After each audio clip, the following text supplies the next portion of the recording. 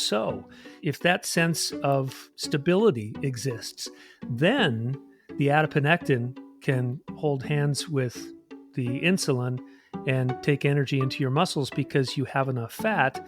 And it says, yeah, let's give this energy to the muscle so that you can go out and exercise or do whatever. That is such a crazy concept. Exactly. And you see how you're using common sense and logic? That's my real philosophy is once you understand how the metabolism works, you can kind of get why it functions this way and why diets would never be the right thing to do because it's going to accentuate all that hunger signaling and all that famine signaling and the negative signals, and it will weaken all those beneficial positive signals.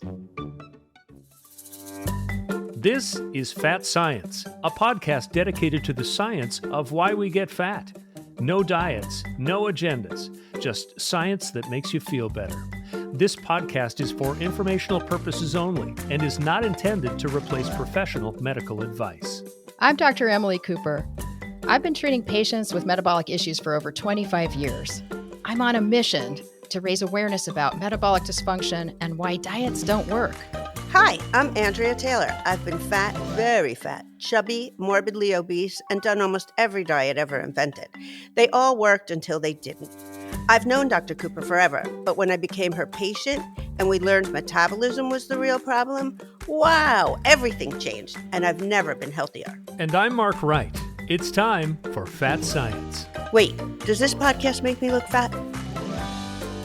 Welcome to Fat Science. I'm Mark Wright, along with Andrea Taylor and Dr. Emily Cooper. It's so good to see you two. Welcome. Hi. Hello. All right, our episode today, What Your Fat is Telling You. And I think, Dr. Cooper, we tend to see fat as bad, and we don't think that fat can play a healthy role in our bodies and our lives. So I think this episode is going to be really interesting because our fat is one component in a very complicated system. So I want to start out with this idea. Is fat good or bad, in your medical opinion? And we're talking about body fat. Well, I mean, the body fat's complicated because there are different types of body fat in our system. So we have the type of body fat that infiltrates our organs. So that's not that great because it can interfere with organ function. But even that type of body fat does produce some things that are beneficial. So that's kind of interesting. But then the majority of our body fat is in the white adipose tissue, which actually produces some really beneficial hormones. And so it's good in that sense. It also produces some negative things. So it's like anything in physiology, it's kind of a mixed picture. How much body fat do we need? For years, we've heard all these guys with the mega gorgeous ab structure. I have 5% body fat. I have 10% body fat. And we're like, oh, that's really hot. That's really good. I want that too.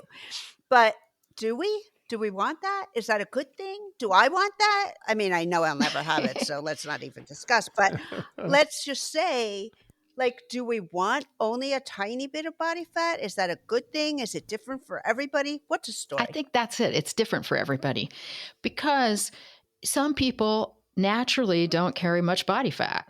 And some people, who are they? It's not the majority of our population, but there are some individuals that it's labeled as constitutionally thin, which is kind of a weird term, but it's actually a medical term, where some people suspect that they aren't eating or have an eating disorder or something. And it turns out, no, they don't. They just are. That's just their natural, normal physique. And the way you can differentiate it, other than just, looking at what they're doing in their life, is actually lab work can tell you that they're not malnourished. So there are some people that are either constitutionally thin, which is like very lean, or just normal amounts of body fat, which we call normal, what is normal, but in the medically defined normal ranges without trying to be there. So in my mind, what's healthy, it's more about, well, how you wouldn't want to tell people you need to lose 5% of your body fat or 10% of your body fat and you'll be healthier, because how are they going to do that? it's the means that they go through, the way that they go about losing it, that can actually be very unhealthy. So in that case, it's not really about a number being healthier than another number. It's like, look at the individual. And as we always say, you can't tell from the outside how healthy someone is inside. So a lot of people can carry a lot of what we would consider excess body fat, but still be really healthy. So, and then other people can have hardly any, and all the fat they have is stored in their organs and they're not healthy. So that's a hard question to answer. So are you saying, Dr. Cooper, that it's, as a metric, we shouldn't be like striving for X percent body fat without really consulting our physician to see what's Exactly. going on? You really shouldn't, even though, I mean, a lot of people will disagree with me on that. But I think that it's so superficial looking at things in that way. You're not, if there is excess body fat or what's perceived as excess body fat, it's important to find out, well, why? Is there a metabolic problem causing that? And if so, is it also causing other health issues? And is addressing the metabolic problem important because of reversing those health issues? And then along with that, maybe to reverse also that excess body fat. That's one thing. But to just aim for a certain body fat number is just like looking at the number on a scale and trying to aim for a number there where it really doesn't make much sense. So I did a little digging, Dr. Cooper, and I started seeing terms like brown fat and white fat and beige fat, in addition to the subcutaneous and the visceral. And I mean, do we need to really worry as just everyday people about how much brown fat do I have? Because I'm thinking about Thanksgiving when I hear that term. No. How do we know what color our fat is? How do we know without cutting ourselves open? The vast majority of everybody's fat is the white adipose tissue. That's like, that is the subcutaneous fat. That's just the basic fat in our body. And little babies and children may have more brown fat, but as you get older, you don't need that to keep you warm and all of the functions of the brown fat that are essential when you're just an infant. So, we do have brown fat, and there are little things that change the activity of the brown fat, but overall, the main fat that we should be concerned about is just our adipose tissue, which is the major fat store where we store all our energy. And it's the same tissue that produces these beneficial hormones and also some potential negative inflammatory chemicals. And so we should be concerned more about that adipose fat and our visceral fat, which is the bad fat that's kind of burrowed into our organs and can affect our organ function negatively and contribute to diabetes and other diseases. You said that there are all these hormones in the fat, and we know that those hormones are the communicators. What are they communicating? What are the fat hormones telling us? Well, when you think about it, our body fat is the largest endocrine tissue mass in our whole entire body. So people often forget that it's an endocrine tissue, and endo produces hormones, just like our glands, our thyroid gland, adrenal gland, but it's our body fat producing these hormones. And so there are two key hormones that the body fat produces. They're called leptin and adiponectin. And I remember when I first told you those names, you're like, what? Right. How is it called that? I did get it. I didn't get it. It took a while. I still have.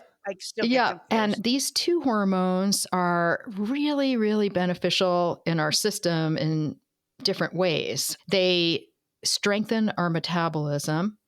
They're both involved in energy, how much energy production we're capable of. So if you're exercising, your adiponectin levels make a difference at how much fuel your muscles can burn while you're exercising, so how fast you can go. And they also affect so many other parts of our body, including our immune system, our bone density, our muscle strength, our thyroid function, our fertility, just so much. And our blood sugar regulation, our obesity risk, all of that. And so these are very important hormones that the body fat actually doesn't just store them, it produces these hormones. So Dr. Cooper, before we break leptin and adiponectin down further, I would love to know what a hormone is. I'm shocked that we're north of 40 episodes and I still don't understand the definition of what a hormone is in our bodies, because hormones are really important communicators. They really aren't are. And you can think of them as messengers that travel through the body and have target receptors in other distant places. So, for example, some of the fat cell hormones may have targets at the muscle level or the pancreas or the brain or the reproductive system. And so there'll be receptors throughout the body that sense those levels. And so they're communicating kind of like the body status in a way to all these different distant tissues, and it can influence the production of other hormones that those tissues are producing or other proteins that they're manufacturing and a lot of other actions throughout the body. So they're actually messengers that have a lot of influence over distant tissue sites. Wow. So chemical messengers that go all over the body and inform your body of its status. That is so cool. So let's talk more about leptin, exactly what leptin is and why leptin is so important. Well, leptin is one of the most important hormones in the entire metabolic story, metabolic picture. And it's one of two hormones that are produced by the body fat. And so it's a peripheral hormone, meaning it's produced in the body and travels to other sites, where some of the metabolic hormones are called central, where they're produced in the brain. But this one is so important, and it was discovered by Jeffrey Friedman in 1994, a scientist, doctor who was really determined to figure out what this was that he was seeing influence things in his research studies. And it's pretty fascinating because it has such a great story, because I remember within the first decade after it was discovered, there was more known about that hormone than any other hormone in discovery history in that short of a period of time. And so it was quickly shown to influence so many things that have to do with our metabolic health. And I remember back probably about 20 years ago, I was able to start measuring leptin, actually, in our patients. So we were able to order it as a blood test. And so that was very shortly after it was discovered in 1994. So it's a great discovery, and it led to all kinds of advances in, metabolic science. But it's such a key hormone because it sends a signal from the body fat to the brain, and the signal should be proportional to the amount of body fat you have in your body. So that level of the signal in your system kind of informs the brain, this is the status of our body fat stores. So that enables the brain to authorize the use of fuel in the body if it, to not feel that it's starving, as long as it's being reassured by this leptin signal that you have adequate fat stores. I know that, like, when you test my leptin, you say that it does that, and it tells it that it can release some stuff or not. But I know that it does other stuff. Well, what else? One of the things to think about with leptin is there's the blood level, and you want to make sure that blood level is accurately reflecting how much body fat a person has. Because if it is, that's kind of what you want to see. But a lot of times that blood level does not reflect the accurate picture. And this can happen because people have participated in a lot of deprivation diets that are known to suppress the leptin. It's almost as though the body fat is trying to protect itself so that no one finds out it's there by under-secreting this hormone. So as long as it doesn't broadcast that there's, leptin circulating in the system, your brain will think you don't have as much body fat. So this is... Wow. Yeah. So a history of dieting actually can lead to your own body lying to the other parts of your body because you deprived us of calories in the past. So we're not going to believe you that you say we have enough body fat. It's like it doesn't have a mirror. Yes. Wow. It's like because it's inside, it didn't look on the outside. Well, this is how we've talked about it before, how the physiologic situation of a perception of starvation is as extreme as actual starvation sometimes.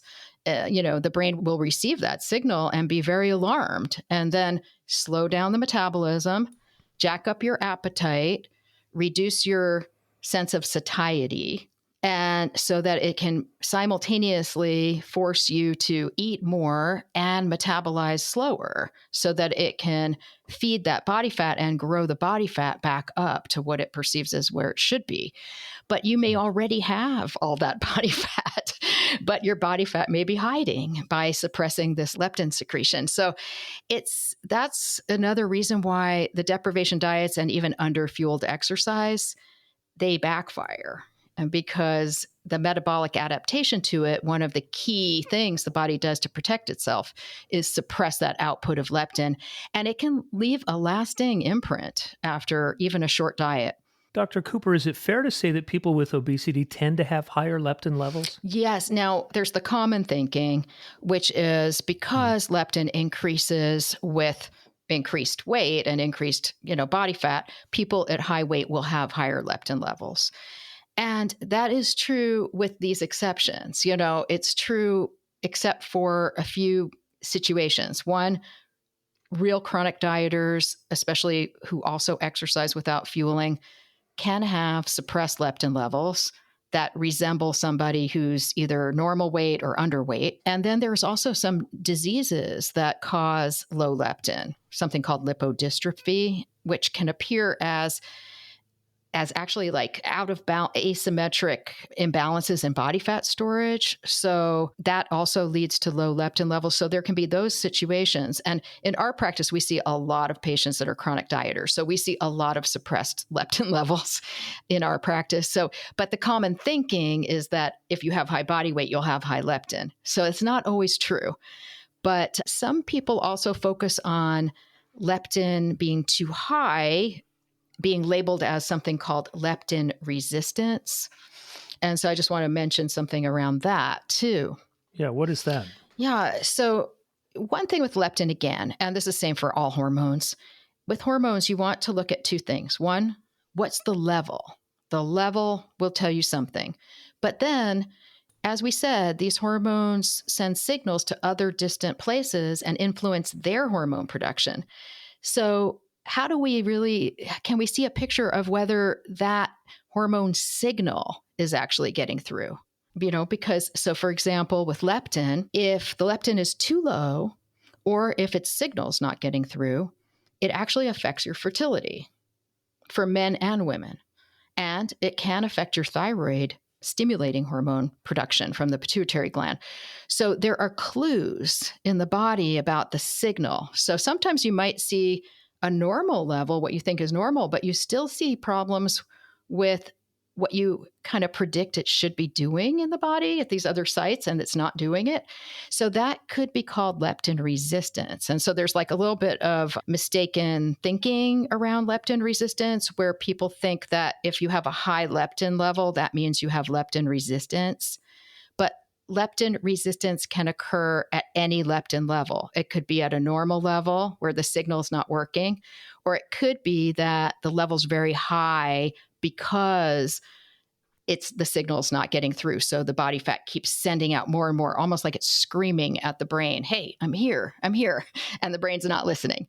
So there's those two situations where you either have a deficiency of it, or you have a signaling problem, or you have a high level because you just have high body mass and it's signaling fine, but you have high body mass. So there's all these different scenarios. So I don't mean to confuse people about it, but again, it's more, we don't want to throw around the terms incorrectly. So I was just trying to explain that. And yeah. So leptin resistance technically means that its messaging ability is somehow impaired? Gosh, you said it much better than I did. Oh, good. No, I was just trying to figure out. Yes. Yeah, that was great. And, one of the things that's really interesting is if you think about it, there are receptors in the brain, the hypothalamus, that are looking for what's the leptin signal saying. And one of the hormones that we've talked about before in our podcast that doesn't come from the body fat, but comes from the stomach, ghrelin. Ghrelin can actually block that leptin receptor. So remember, ghrelin is a hunger hormone. So it can start blocking your leptin from being able to connect to its receptor. And so that can be a cause of leptin resistance, actually. Isn't that interesting? Wow. So the hunger hormone can say, get out of the way. We're taking priority. It can, here. because it doesn't really, the hunger hormone doesn't want the brain to find out that you do have enough body fat. So it's like a conspiracy. So it says, just eat, eat.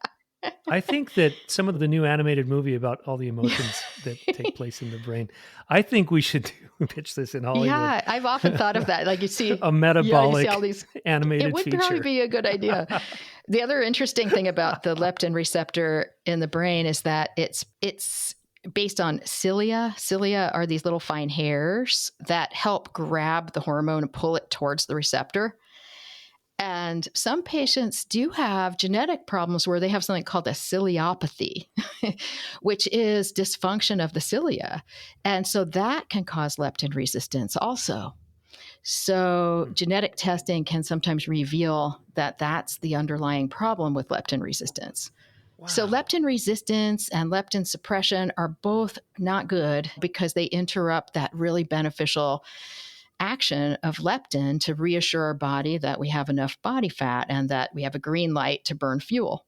Next up on our hit parade, adiponectin, not to be confused with leptin. Right. We got adiponectin. Right. What's the story with that one? Adiponectin's a great thing too, a great hormone. I mean, I love these hormones because they're so beneficial, but it's another hormone that's produced by our body fat. And it has amazing impact on our inflammation system, especially vascular inflammation. So it reduces vascular inflammation and also something called vascular resistance. So it's super beneficial for reducing cardiovascular risk, like heart attack and strokes, and what are called cardiometabolic problems. So having a higher adiponectin is protective against plaque formation in the arteries. And because plaque often forms where there's inflammation, and the adiponectin calms down inflammation in, our blood vessels. And it does have some general anti-inflammatory effects throughout the body too. And so sometimes you'll see that it ends up high when someone has another inflammatory problem like rheumatoid arthritis or some kind of inflammatory arthritis. They've noticed high levels of adiponectin, and they're not sure what's going on there, but it could be that it's going up in order to try to act as a medication to reduce the inflammation potentially. So anyway, adiponectin is interesting, and metabolically, it has a lot of impact on blood sugar regulation as well as energy production in the muscles. So it's actually an insulin sensitizing hormone, and it enables your muscles to take up fuel easier. Kind of ironic that something that deals with inflammation and your vascular system comes from fat. Yeah. Like when you're trying to regulate it, it's just kind of ironic. It is interesting. The other thing that adiponectin, we've talked before about insulin resistance. And this is an interesting thing because we always focus on insulin. And insulin, it basically delivers glucose from your bloodstream to your cells so they can use it for fuel. So at the muscle level, the insulin tries to drop off that fuel, that glucose to the muscles. And did you know that it's dependent on adiponectin to open the door for the insulin to work? So this is, so that's the other interesting thing is that when we just talk about insulin resistance, like, oh, it's just too much insulin, we're not thinking about, well, what is the adiponectin doing? Because if you have low adiponectin, then there's a little lock that has to unlock for the insulin to be able to deliver the fuel. So the resistance to the insulin can be because of insufficient adiponectin circulating. Wow, that is crazy. So best case scenario, your body fat creates leptin and adiponectin saying to your brain and your rest of your body, hey, we've got enough stores, we have enough fat in the body. So if that sense of stability exists, then the adiponectin can hold hands with the insulin and take energy into your muscles because you have enough fat. And it says, yeah, let's give this energy to the muscle so that you can go out and exercise or do whatever. That is such a crazy concept. Exactly. And you see how you're using common sense and logic? That's my real philosophy is once you understand how the metabolism works, you can kind of get why it functions this way and why diets would never be the right thing to do because it's going to accentuate all that hunger signaling and all that famine signaling and the negative signals, and it will weaken all those beneficial positive signals. So if someone is overweight, then how would they have low adiponectin? It doesn't seem to add up. Like, where's the body having where's the malfunction going on here? Well, unlike leptin, adiponectin does not secrete in proportion fat stores. It's not really, it's separate from that. So when you look at what's the normal range of adiponectin, it's not really based on a person's weight or body fat. There's just a amount that's beneficial that should be circulating. So it's really a question a lot of times that scientists have had about, is it that the body fat's not producing it or it's not releasing it? And I don't think they really know that yet. So they're looking at different adiponectin. Same thing when it's high. The question is, if it's like above the normal range, is the problem that we're resistant to it? There can be adiponectin resistance too. And that can lead to insulin resistance too. So there can be all hormones, there can be resistance. And so they're looking at, again, cause effect, and it gets a little bit muddy trying to understand it. But the other thing that a scientist told me once who was familiar with the work that was done for adiponectin and how it, the early studies, told me that the adiponectin receptor can change its shape too at the muscle level. So there's other things that are, going to influence it.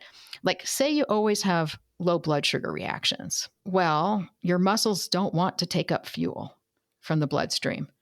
So there will be alterations in a lot of these different hormones and pathways that enable your muscles to take up fuel just by itself. So anyway, your question's a good question, but I don't know really the answer, and no one really knows. But I'll tell you, there's a lot of things in our environment that influence adiponectin. And so that's probably the key area where we should be focusing if we're trying to improve our adiponectin levels. I find it interesting, Dr. Cooper, that it wasn't until the 1990s that leptin was even discovered. Do you think that there are hormones and mechanisms in our body today that are completely undiscovered at this point? Yes, I definitely do. I think so. Because I think more and more we are discovering more and more things. And some of the things that were thought to behave a certain way, we're finding out they don't. They behave a different way. One good example is one of the newer medications used in obesity, tirzepatide. It's mimicking a hormone called GIP, which previously was thought to cause obesity. Oh. And it's producing better results, than the scientists expected, doing the opposite. So, I would think that one reason why they paired it with GLP-1, so that medication, tirzepatide, has an influence on two different hormones, or it mimics two different hormones. It mimics GIP from the stomach and GLP-1, and to a much lesser extent GLP-1. But probably part of why they designed it that way was they were worried it was going to cause weight gain, because it was originally discovered for treating diabetes. And so pairing it that way was probably because they were worried about maybe a weight gain effect. But it turned out that it was like an unexpected extreme weight loss effect. So that was something new that really wasn't understood before. And so they're still trying to figure that out. So I think definitely there will be more discoveries. Some of the older hormones that we've looked at in the past and saw have a lot of benefit are going to have a resurgence also in the next 5 to 10 years, where they'll be revisited and we'll hear more about them. So you have to really look back like 100 years to see all of the science and how long it takes to kind of get these early discoveries into more definitive, reports that get into the public and into the, health practitioner realm. Yep. So we know that fat, now that we've learned a fat is good, and there are all these hormones in there that tell our brain all this amazing information, we do know, though, that there's couple of bad things that it does too. Maybe tell us some of the negative things, but then we'll wrap it up and end up on some positive things. Well, some of the negative, the body fat releases just a lot of these inflammatory, they're called cytokines. And not everybody's body fat's releasing like huge amounts of it, but you'll often see high levels of inflammation markers for people that are carrying excess body fat. And that's not good for us, having a lot of inflammatory chemicals circulating, because even though we have that beneficial adiponectin and anti-inflammatory, there's dozens of these inflammatory chemicals that also are secreted. So that's a concern. And then, of course, mobility issues can be a problem. You start to amass a lot of weight and on a small frame, and it can be tough and present mobility problems for people. So, those are some of the key things. But again, I like to look at it as though there's an underlying metabolic dysfunction. It's not really the body fat that's the main culprit. It's like, what is triggering that excess body fat, and target that problem, not just try to see a number go down on the scale. We're looking at these health parameters and trying to look deeper at the underlying problems. Dr. Cooper, what I think is interesting, you talk about inflammation, and every once in a while after we do our labs, you say, hey, can you work in maybe some more avocado toast? And I discovered some beautiful Sicilian olive oil recently at this amazing store. And just because I wanted to make some salad dressing, I've started having like a tablespoon of that in the morning, and it feels so good. And I feel like it's probably doing some good in the body. So when we're talking about, the overall sort of global look at our fat and what it does in our bodies, those good fats, can you explain how those good fats impact the overall sort of, fat environment in our bodies? Yeah, I mean, I think looking at the fats that we take in, the plant fats definitely have shown more health benefits. And especially in the area of that cardiovascular risk. But one thing that you want to keep in mind is that the things like olive oil, it's so good, but there's actually a lot of like fake olive oil out there. So you want to be careful. There's something called the California Olive Oil Commission or Council, and it's COOC, and it's like a label that you'll see on the olive oil where it's a voluntary testing program to guarantee that it's actually real olive oil. Because a lot of times it's mixed with other oils, but definitely olive oil is on the list. Avocados have been shown to reduce the LDL cholesterol particle counts, and they don't really know why, because the avocado oil didn't do the same thing, but somehow the avocados did. But a lot of other foods can actually boost our adiponectin levels. Especially, we're always pushing tomatoes because tomatoes have been shown to really improve adiponectin, but also fish and sardines also can improve adiponectin levels, and complex carbs and fibrous foods improve them. But the main thing too, when I was talking about environment, adiponectin, for example, it's really impacted by environmental toxins. And it's things like BPA, phthalates, the plastics that I think we've mentioned in previous episodes.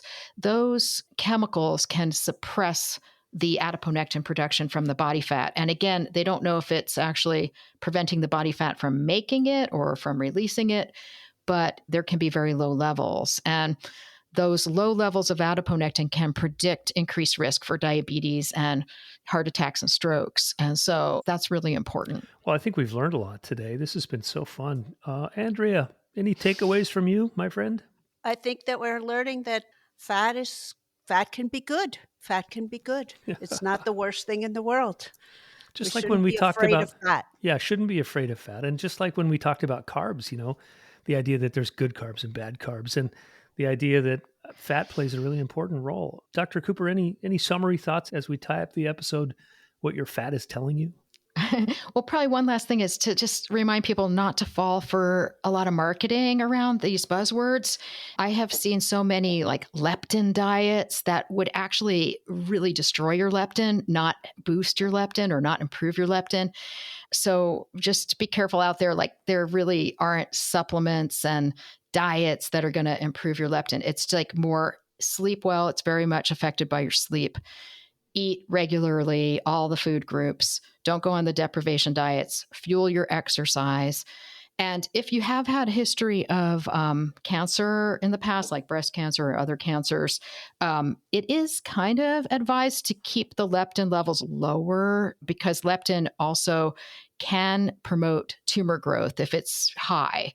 So that's one way that high body weight can increase risk of cancer. And so get the level measured if you have cancer history. And if your level comes back a little low, it's okay.